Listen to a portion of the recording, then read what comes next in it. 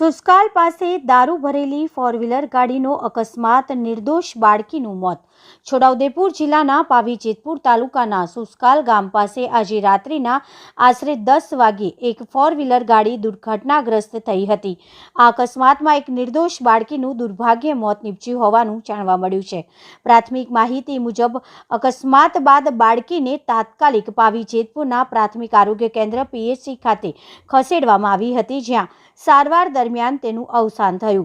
દુર્ઘટનાગ્રસ્ત વાહનની તપાસ દરમિયાન ગાડીમાંથી મોટા પ્રમાણમાં ઇંગ્લિશ દારૂની બોટલો મળી આવતા ચકચાર મચી ગઈ હતી। સ્થળ પર મોટી સંખ્યામાં લોકો ઉમટી પડ્યા હતા અને આ બનાવને લઈને લોકોમાં ભારે રોષ જોવા મળ્યો હતો।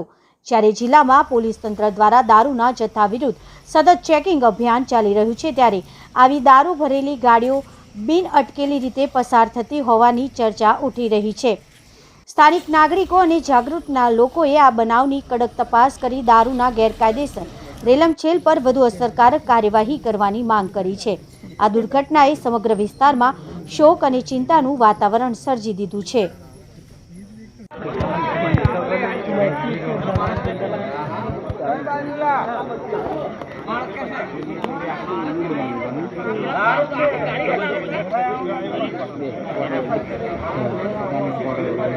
अंदर थे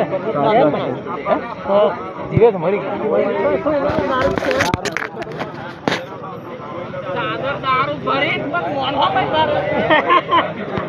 तो वाट लागी